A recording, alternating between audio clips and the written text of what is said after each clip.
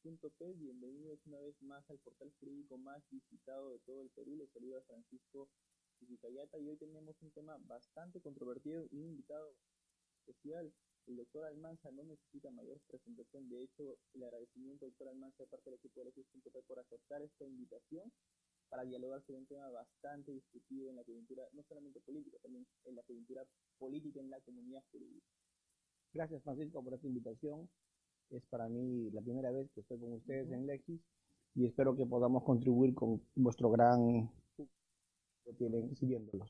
Bien, ya lo habíamos anunciado a través de un banner. Además, les recordamos a los seguidores que están conectados a esta transmisión que consignen sus preguntas en la caja de comentarios, que al finalizar, en la parte final de esta entrevista, se las vamos a trasladar al doctor para que éste pueda absolverlas. El tema que hoy nos convoca es la prisión preventiva.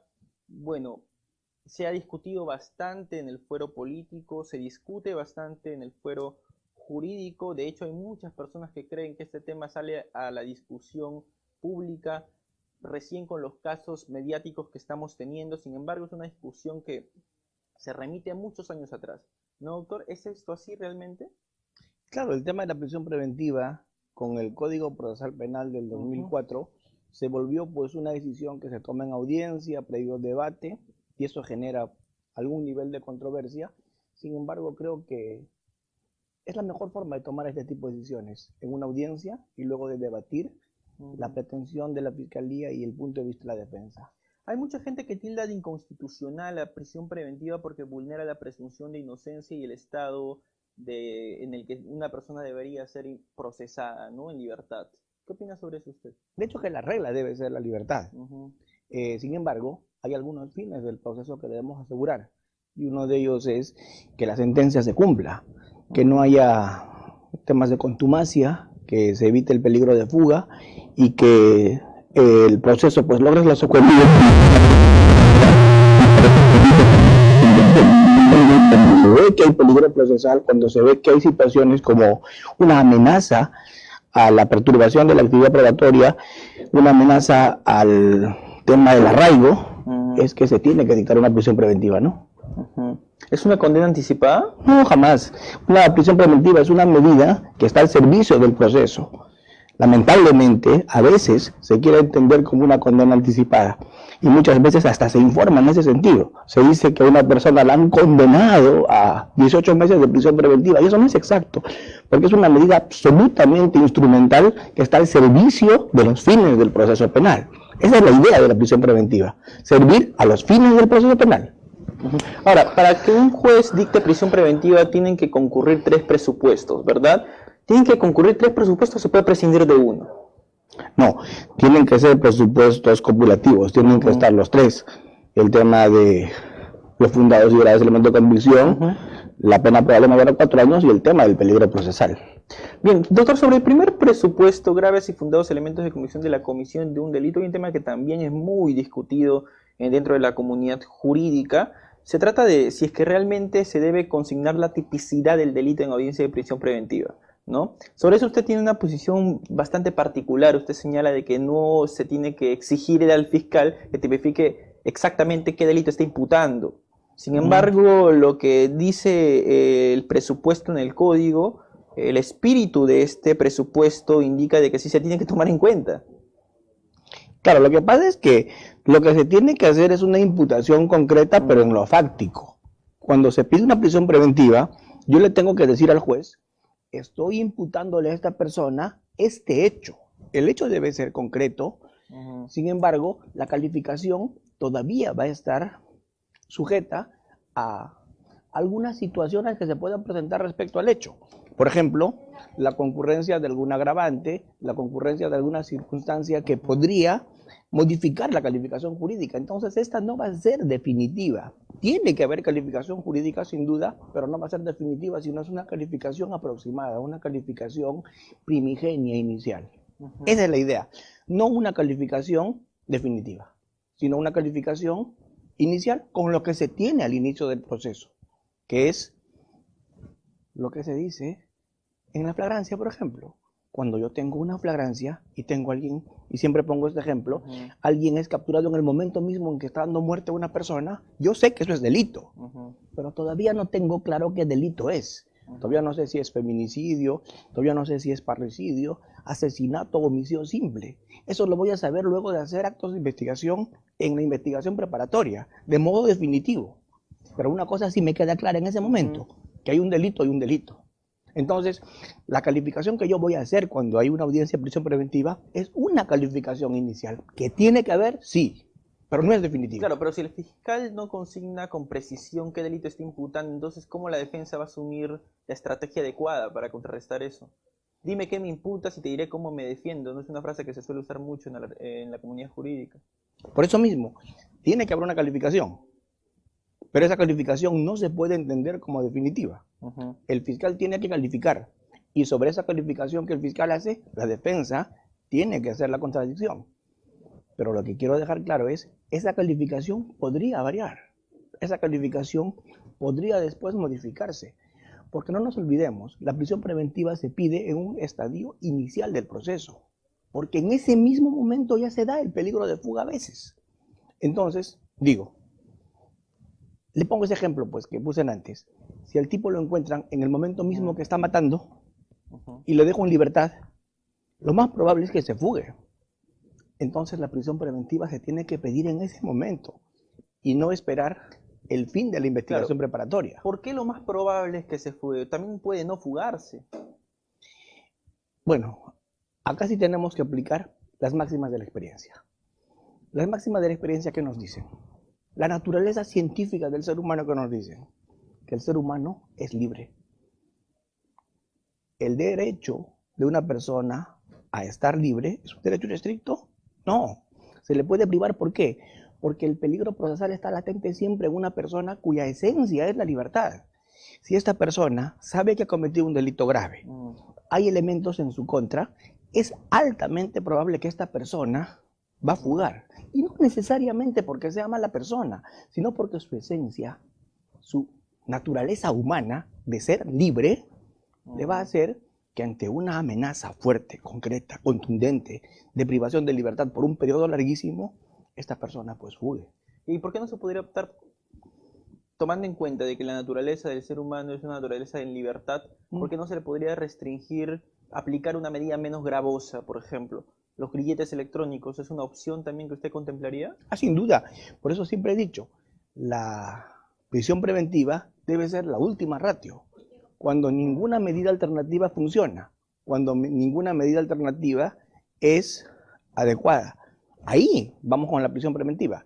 Pero si funciona un impedimento de salir del país, si funciona una comparecencia con restricciones, si funciona un grillete electrónico, debemos optar por eso. Y solo cuando ninguna otra medida alternativa va a funcionar, optamos por prisión preventiva. Es lo último en lo que deberíamos pensar. Claro, lo cierto es que ha habido pronunciamiento de la Corte Interamericana de Derechos Humanos señalando que hay un abuso de la prisión preventiva. Incluso consigna que también el Perú está inmerso dentro de esta mala práctica de abusar de esta medida de coerción excepcional, ¿no? Frente a eso, ¿qué se puede hacer? ¿Hay que tomar algunas medidas, tal vez modificar el código? El problema es que la prisión preventiva es una decisión que se tiene que tomar, y cuando se toma, ya sea para otorgarla o para no otorgarla, se toma siempre pensando en un futuro incierto. Y puede pasar que yo tome prisión preventiva, ordene prisión preventiva como juez, y la persona después recupera su libertad y me dé cuenta que no se fuga. O de repente no adopto prisión preventiva y la persona se fuga.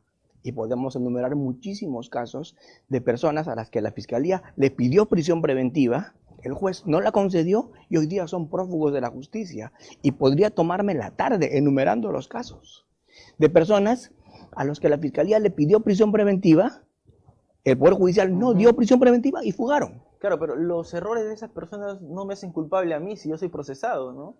Por eso digo, es una decisión muy difícil, porque a veces el Poder Judicial no da la prisión preventiva y la persona fuga.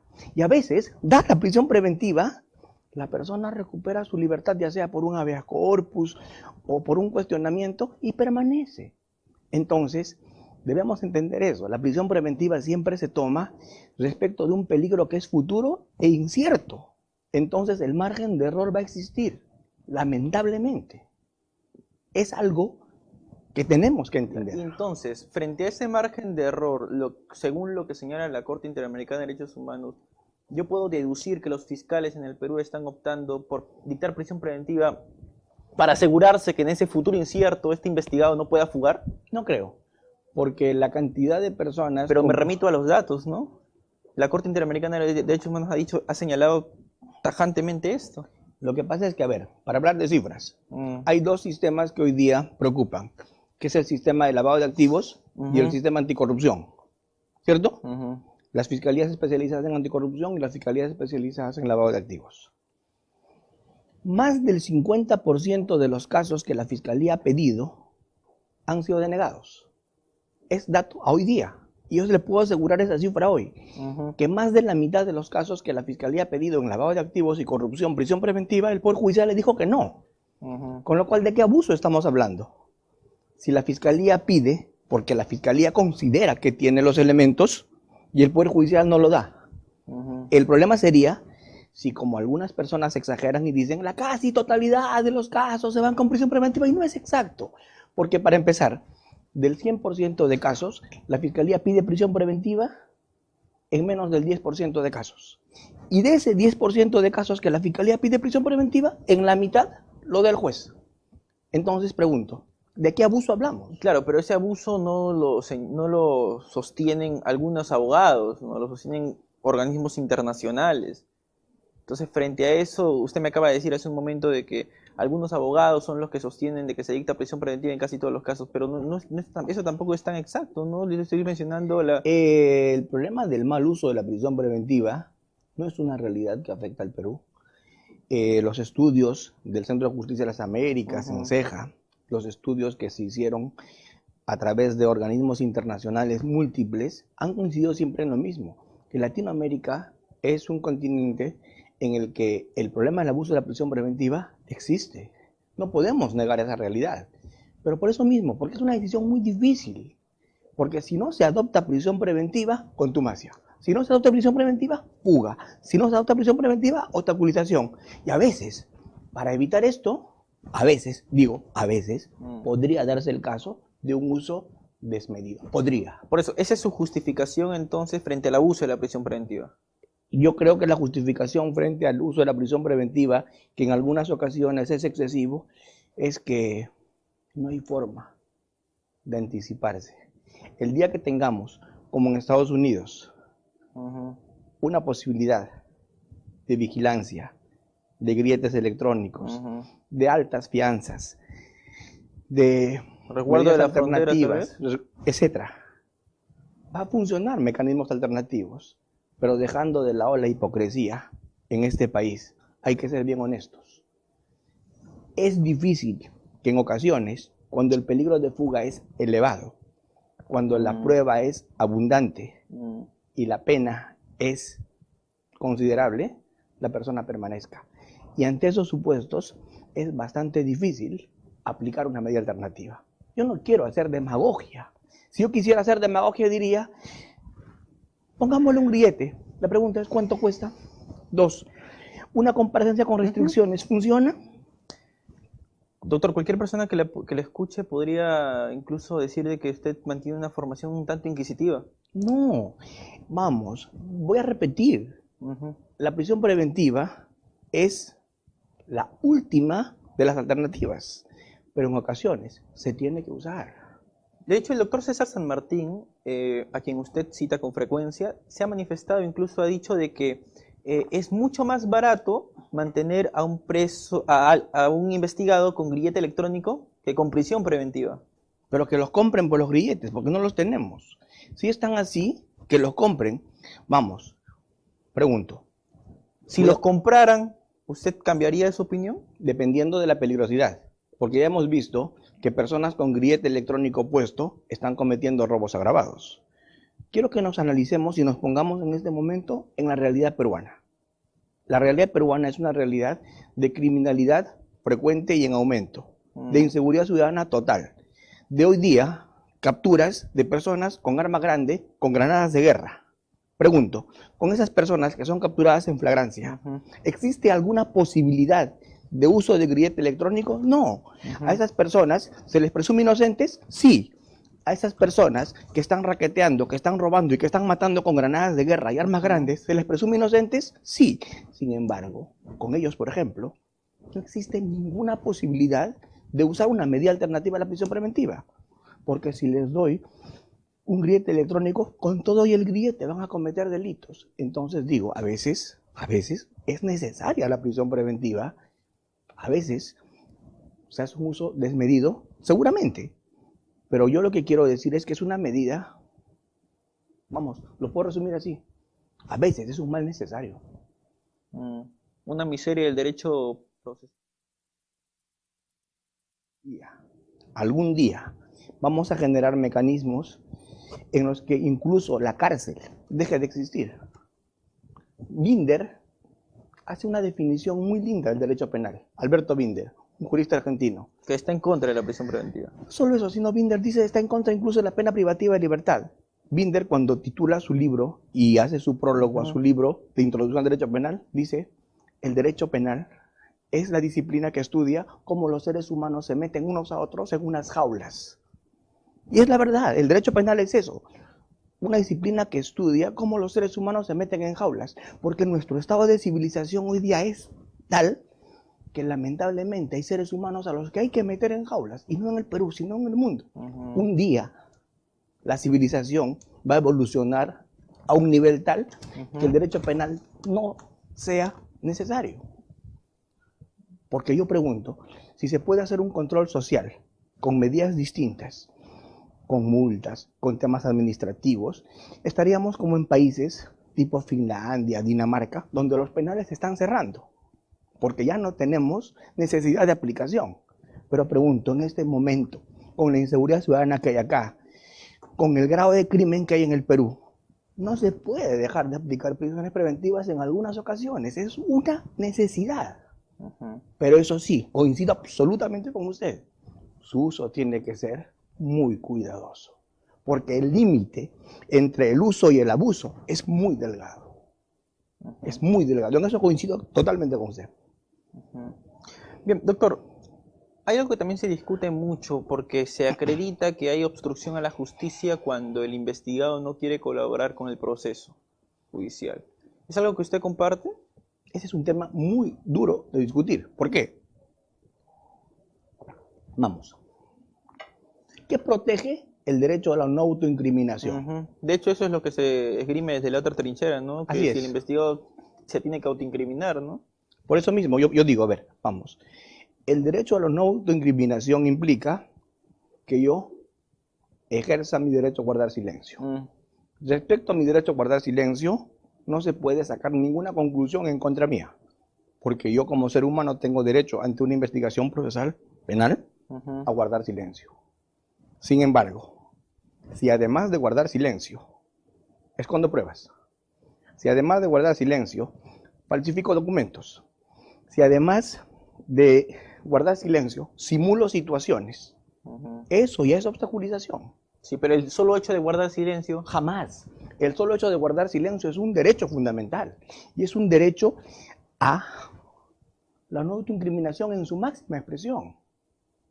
Pero si guardar silencio se queda ahí. Pero como les repito, si además de guardar silencio realizo otro tipo de conductas, ese otro tipo de conductas, eso ya es obstaculización. Y lamentablemente, bajo la bandera de la no autoincriminación, se pretende justificar conductas que realmente son obstruccionistas. Le pongo el siguiente ejemplo. El juez ordena un allanamiento. Es una orden judicial para entrar en una casa y buscar fuentes de información, que generalmente es la casa del investigado. Y me ha pasado más de una vez cuando he realizado investigaciones. En el devenir de la diligencia me encuentro con que están destruyendo y pasando por el inodoro documentos, están metiendo en el agua computadoras, están reseteando discos duros. Eso es obstaculización sin ninguna duda. Eso no puede estar amparado bajo la bandera de la no autoincriminación. Y en eso quiero ser enfático. Bien, doctor, usted también ha declarado en una entrevista anterior a esta de que el peligro de fuga se activa cuando el investigado se entera que está siendo investigado, o sea, desde el comienzo de la investigación. Esto ha desatado una serie de críticas porque si el peligro de fuga se activa desde que el investigado es consciente de la investigación, ¿esto es suficiente para que se pueda acreditar peligro de fuga? No, no, en absoluto. Se está tergiversando lo que yo he dicho. Yo lo que he dicho es, en el modelo colombiano, en el modelo chileno, en los modelos de corte USAID, en el modelo estadounidense, la investigación no es reservada, es secreta. ¿Qué quiere decir? Que el investigado se entera de que lo han investigado cuando la investigación concluyó. En un modelo como el nuestro, no pasa así. En un modelo como el nuestro, la investigación no es secreta. Es más, cualquier investigación secreta podría ser anulada. La investigación se tiene que hacer en presencia del investigado, con el investigado y con su defensa, porque la investigación es única. En un modelo USAID, de un modelo del Common Law, cuando termina la investigación de la fiscalía y la fiscalía terminó su investigación, recién se activa la investigación de la defensa, con igualdad de armas. Lo que no pasa acá. Entonces yo no puedo traer criterios gringos para aplicarlos en el Perú porque son investigaciones concebidas de manera distinta. Una investigación nuestra, ¿qué implica? Que desde el momento en que yo empiezo a investigar, comunico a la defensa, ¿cierto? Sí. Que le estoy investigando. Y si en el momento que yo empiezo a investigar, comunico a la defensa que le estoy investigando, lo más probable es que la defensa sepa lo que yo puedo encontrar, porque el procesado, el investigado sabe lo que ha hecho. Entonces, si ve que yo me estoy acercando y estoy consiguiendo fuentes de información en su contra, ve su libertad en peligro y puede activarse el peligro de fuga. A eso me refiero, ¿cierto? ¿Qué pasaría en el Perú si se sostiene que solo se puede pedir prisión preventiva cuando se terminó la investigación? Siempre tendría que pedir prisión preventiva respecto de personas que ya se han fugado y tendríamos que estar ordenando extradiciones y tendríamos que estar ordenando capturas, que son bien difíciles de realizar. Porque no nos olvidemos, en el Perú, el peligro de fuga no solamente es salir del país, el peligro de fuga también es esconderse dentro.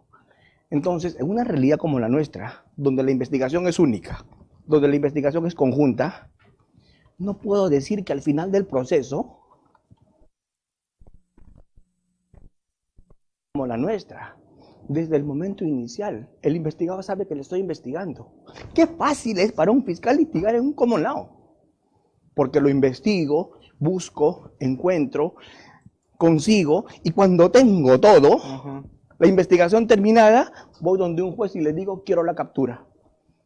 Y yo le pregunto, doctor, ¿cuándo se entera un investigado que lo han investigado? Cuando le están poniendo las marrocas y le están diciendo, tiene derecho un abogado a guardar silencio, todo lo que diga puede ser usado en su contra. Entonces, en una legislación como la del common law. Claro, pero si el peligro de fuga se activa cuando el investigado se entera que está siendo investigado, y si usted sostiene que efectivamente el investigado en ese momento comienza a maquinar una posible fuga, está presumiendo que existe un peligro de fuga. Y sobre eso la Corte Suprema ya ha sido bastante clara, el peligro de fuga no se presume. El peligro de fuga siempre va a ser una presunción. Solo es una presunción. Tiene que ser acreditado con datos periféricos. Pero ¿verdad? Es una presunción al final. Es una presunción juris tantum, sin duda. Jamás va a ser una presunción juris et de jure. Es una presunción juris tantum, que admite prueba en contrario. Por eso discutimos. El fiscal dice cuando lleva una petición de prisión preventiva, yo presumo que puede haber fuga. Y la defensa, respecto a esa presunción, hace prueba en contrario. La presunción de la fiscalía es una presunción juris tantum, admite prueba en contrario. Para eso es el debate de la audiencia de prisión preventiva, para que la fiscalía diga, por estas razones yo creo que hay peligro de fuga, y la defensa diga, para mí no, por todas estas. ¿Y quién va a tomar la decisión? El juez, previo un contradictorio. Entonces, ¿qué quiere decir? Nunca la prisión preventiva se puede dictar ante una realidad, siempre va a ser ante una presunción. Ya, doctor, ¿y no es un prejuicio decir como los demás investigados se han fugado por la frontera, entonces tú también te puedes fugar por la frontera? Ah, jamás, eso sería un argumento insostenible, coincido con ¿Pero eso no usted. son las máximas de la experiencia? No, una máxima de la experiencia, esa será la diferencia entre una máxima de la experiencia y un prejuicio es precisamente eso, pues. Lo último es un prejuicio. Decir que porque el otro se fugó, también te vas a fugar, ¿cierto? No es una máxima de la experiencia, eso es un absoluto prejuicio. Eso es como esta máxima de la experiencia que se empleó en el caso de Avencia Mesa, ¿no? Que por su condición de lesbiana era violenta. Y yo pregunto, ¿ese es prejuicio o máxima de la experiencia? Es claramente un prejuicio, ¿verdad? En el caso de la prisión preventiva debemos usar máxima de la experiencia. Por ejemplo, ¿cuál es una máxima de la experiencia que podríamos aplicar en prisión preventiva? Por ponerle un ejemplo. Que cuando hay una organización criminal, los miembros de la organización criminal siempre van a proteger a los demás integrantes que se encuentran procesados y van a perturbar actividad probatoria. Eso es máxima de la experiencia porque la idea de una organización criminal es esa, trabajar cometiendo delitos dentro de un marco de impunidad. Eso es una máxima de la experiencia. Usted al comienzo de esta entrevista me señaló de que como la mayoría de investigados en el Perú tiende a fugar del país, ¿no? Eso quiere decir, de acuerdo a las máximas de la experiencia, de que un investigado a quien no le dicten prisión preventiva también podría hacer lo mismo. No he dicho eso. Yo lo que he dicho es, hay muchos casos en el Perú donde se ha producido fuga. Y donde ahora tenemos sentencias que no se pueden ejecutar, tenemos pedidos de prisión preventiva con orden de captura, tenemos un alto nivel de contumacia hoy día. Estoy diciendo una realidad que hoy día vivimos todos en el Perú. Y no me gusta hablar de nombres, pero podría hablar desde presidentes del gobierno regional, excongresistas, militares, ¿cierto? Que están hoy día magistrados supremos, que están hoy día fugados. Expresidentes, ¿cierto? Ya. Esa es una realidad. Muchísima gente en este país se ha fugado. ¿Y por qué se ha fugado? Precisamente porque no está afrontando la justicia. Y extraditar a una persona que se fuga por lo menos al extranjero es carísimo. Una extradición es muy cara por el derecho a la verdad y porque el proceso penal cumpla sus fines. Es buscar el justo medio. Y eso no es tan fácil. Es bastante difícil. Y coincido con usted en que una de las decisiones más difíciles del proceso penal es la prisión preventiva.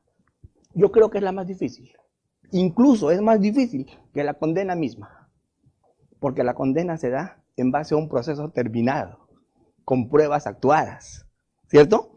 La prisión preventiva no. Se da en base a presunciones.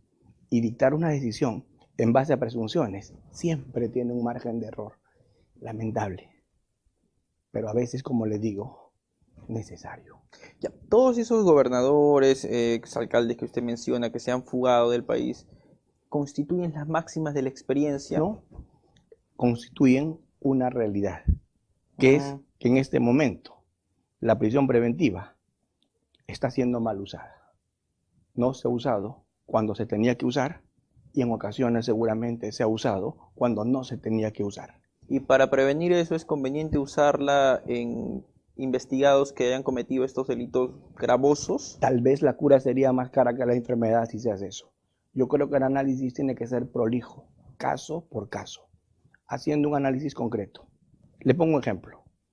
Cuando yo voy a evaluar peligro de fuga para dictar prisión preventiva, tengo que verificar todas las circunstancias del caso concreto que me apunten a llegar a una conclusión de probabilidad de fuga. Y esto es con prueba indiciaria. Me explico. Si yo veo que esta persona tiene... Mire, hay una decisión en Estados Unidos que fue muy interesante. La decisión del juez que ordenó la privación de libertad del expresidente Alejandro Toledo. Ese juez americano tuvo un criterio muy interesante. ¿Qué dijo? Tiene poder económico. Se le encontró dinero en su domicilio. Tenía una maleta con dólares. Ha sido gobernante.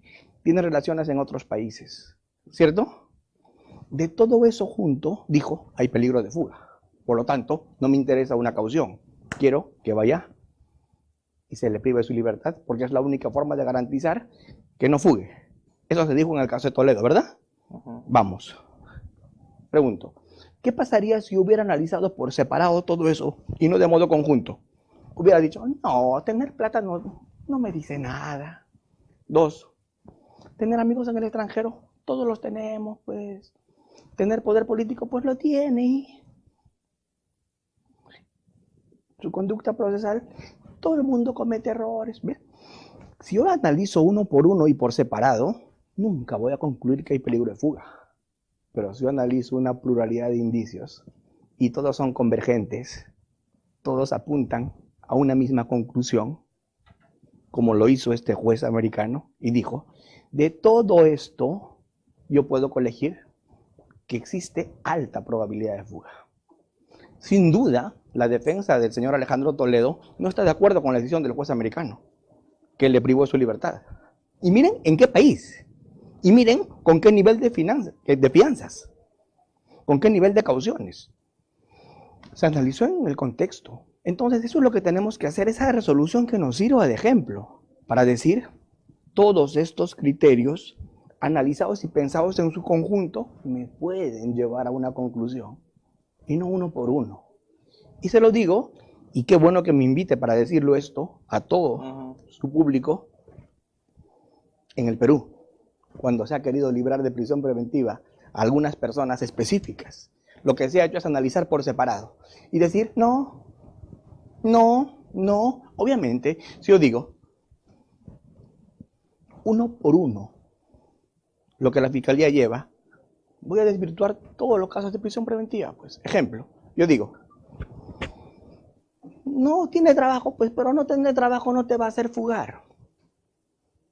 No tiene domicilio si no tiene varios domicilios, pero no tener domicilio tampoco te va a hacer fugar. Tener antecedentes, sí, pues, pero no lo voy a condenar 2 veces por lo mismo, ya pagó por los antecedentes que tuvo. Y así, analizo uno por uno cada elemento y yo voy a concluir que no hay peligro de fuga. Lo que yo pido en las decisiones de prisión preventiva es que se haga un análisis de contexto, un análisis global. Se analicen los indicios en su conjunto, no uno por uno, en su conjunto. Y si de todo eso yo puedo colegir, aplicando máximas de la experiencia, que la persona puede fugar, tomo una decisión de prisión preventiva. De lo contrario, no. Porque esta prisión preventiva tiene y debe ser la última ratio. Así debemos concebirla, pero bien fundamentada y bien motivada. Como nos ha dicho que tenemos que motivar una decisión siempre que implique la privación de la libertad de una persona. Eso quiero concluir. Doctor, ¿el arraigo no es un criterio fundamental para evaluar el peligro de fuga? El arraigo, y ahí sí coincido, y yo siempre coincidiré con la directiva de César San Martín, la 325, la circular esta que sacó. Y San Martín decía, el arraigo no debe ser sobredimensionado ni magnificado, porque todo ser humano normalmente tiene arraigo, porque todo ser humano tiene trabajo, porque tiene que vivir de algo. Es un mendigo, ¿no? Tiene familia y todo el mundo tiene arraigo. O sea, tener arraigo per se no elimina el peligro de fuga. Tener arraigo no elimina el peligro de fuga. El problema es cuando no lo tienes. Cuando no tienes arraigo, el peligro de fuga se incrementa. Pero el tener arraigo, como lamentablemente se entendió en este país, a veces implicaba que a las personas se les escarcele porque tenían arraigo. Entonces, vamos, hoy día la discusión, ¿cuál es? Arraigo de calidad, se dice, ¿verdad? ¿Qué es arraigo de calidad, no? Así es, claro. ¿Cuál es el margen para medir eso, no? Entonces, o sea, arraigo es arraigo. Ahora, vamos, si quiero hablar de arraigos, yo malos, vamos. Yo digo, ¿tener arraigo o no tenerlo? Si yo le doy en este momento una constancia de trabajo y le digo, esta persona trabaja en tal lugar, para mí eso no es arraigo laboral. El arraigo laboral sería que yo verifique que esta persona, que me dice que trabaja fulano de tal para él, me acredite que le paga todos los meses, que tiene boletas de pago, que tiene seguro, que tiene un contrato, que tiene actividades o no. Porque de lo contrario me parecería una constancia dada de favor. ¿Qué es lo que a veces se cree hacer pasar por arraigo laboral? Luego el tema de arraigo domiciliario, que tiene que verificar dónde vive. Y el arraigo familiar, ¿tienes hijos? ¿No los tienes? ¿Tienes padres? ¿Tienes esposa? ¿Tienes pareja conviviente? Y lo presentas y se acabó. ¿Tienes arraigo o no lo tienes? Eso de arraigo de calidad es una fantasía. El arraigo o se tiene o no se tiene. Pero, repito, solo el tener arraigo no elimina el peligro de fuga. No tenerlo es un criterio. Disminuye el peligro de fuga. Tal vez, pero no tener arraigo es un ingrediente que se suma a todos los demás para poder concluir al final del día si hay peligro de fuga. Claro, la resolución que usted acaba de mencionar, en donde participó el doctor César San Martín, fue también duramente cuestionada, ¿no? ¿Cómo se puede restringir las libertades, colocarle límites a las libertades personales mediante una resolución administrativa? No, la resolución de César San Martín, la 325, esta circular, fue cuando él era presidente, ¿verdad? Y ahí es lo que él daba era pautas de interpretación, pero pautas muy, muy interesantes. Por eso es que cuando me preguntaron el otro día en una entrevista, ¿qué espero yo de esta sentencia plenaria sobre prisión preventiva? Yo digo, así como en la circular 325 se hizo un análisis muy riguroso, espero que ahora también. Porque en el Perú ya hace falta una decisión de la Corte Suprema como la que estamos esperando, donde por lo menos nos deje claras ciertas pautas para aplicar la prisión preventiva. Porque como creo que hoy día hemos coincidido en esta conversación, usted y yo, en el Perú la aplicación de la prisión preventiva es un problema. Porque hay un abuso. O un no uso cuando se tiene que haber usado. Y el abuso o el no uso cuando se tiene que haber usado es un problema. ¿El real problema entonces está en la motivación de los requerimientos y de las resoluciones que dictan prisión preventiva? Yo creo que sí. En eso podríamos concluir. Porque cuando se dicta prisión preventiva, se tiene que hacer un análisis de calidad en la que el juez me diga cómo es que ha colegido que hay peligro de fuga y cómo es que ha colegido que no lo hay. Y eso me lo tiene que explicar analizando en su conjunto todos los elementos que la Fiscalía le ha llevado y la defensa también, y aplicando esos elementos a algún nivel de máxima de la experiencia. Claro, ya doctor, para ir finalizando, usted me ha señalado a lo largo de la entrevista de que efectivamente el peligro de fuga se activa cuando el investigado se entera que está siendo investigado, ¿no? Todos somos pasibles de poder ser denunciados y eventualmente investigados. ¿Qué sucede si a usted o a mí nos investigan y el fiscal que está a cargo de la investigación determina de que el peligro de fuga se ha activado en nosotros porque hemos tomado conocimiento de la investigación? Ya. Si a usted se lo investiga, doctor Frank Almanza, y el fiscal podría entender también de que el peligro de fuga en su caso se ha activado porque usted ha tomado conocimiento también de la investigación. Claro, vamos. Yo digo, para que se dicte prisión preventiva, tienen que darse 3 presupuestos, ¿sí o no? Para que me den prisión preventiva, tiene que haber el primero, o sea, fundados y graves elementos de convicción que me vinculen con el hecho. ¿Esto qué quiere decir? Una alta probabilidad de que el hecho que me imputan lo he cometido. Tiene que darse eso. Y además tenemos que tener una pena altísima, ¿cierto? ¿O no? Sí. Y por último, tiene que haber criterios de un peligro de fuga. Ahora, esto, ¿cuándo se puede presentar? Yo discrepo frontalmente con todo aquel que dice que esos 3 presupuestos en su conjunto solo se dan al final de la investigación. Yo creo que esos 3 supuestos se pueden presentar en muchos casos desde el inicio de la investigación. O sea, está para mí equivocado decir que los 3 presupuestos solo se presentan al final de la investigación. Eso es falso. Esos 3 presupuestos, que son fundados y graves elementos, que es pena probable alta y es peligro de fuga, se pueden presentar desde estadios iniciales de la investigación. A eso me refiero cuando digo que en el Perú se necesita a veces dictar prisión preventiva cuando se está empezando a investigar. En Estados Unidos eso no va a pasar jamás. Porque en Estados Unidos nunca se va a pedir prisión preventiva cuando se empieza a investigar. Siempre se va a pedir prisión preventiva cuando se termina de investigar. Porque en esos países la investigación es secreta, pues. En esos países, ¿la regla cuál es? Siempre se pide prisión preventiva al final. Entonces, en ese escenario que le acabo de manifestar, en el que usted podría ser procesado, el peligro de fuga se activaría al inicio de la investigación también. Y el juez tendría que motivarme el pedido de prisión preventiva ordenándolo, diciéndome que se dieron los 3 presupuestos. Bueno, es un asunto bastante discutible. El tiempo nos ha quedado corto, doctor. No, yo le agradezco mucho esta invitación y espero que podamos seguir conversando porque este tema amerita rato, sí. Y da para rato. Bien, a todos nuestros amigos de Legis.p, gracias por seguir esta transmisión. Vamos a tener una serie de incentivos a lo largo de la semana a todas las personas que consignen sus opiniones en la caja de comentarios. Hemos contado con la participación del doctor Frank Almanza, es un reconocido fiscal sobre un tema bastante polémico, prisión preventiva y presupuestos de la prisión preventiva. Se despide de ustedes Francisco Chuquicayata, permiso.